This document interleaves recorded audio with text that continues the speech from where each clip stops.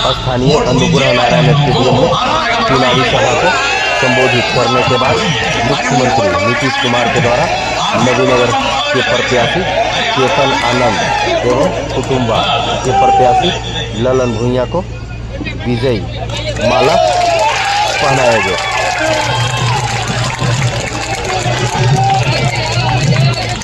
हम लोगों ने इनको लगा दिया, अब फिर एक बार लगाइए, आप बताइए। तो सब लोग वोट दीजिएगा ना? हाँ, बहुत अच्छा।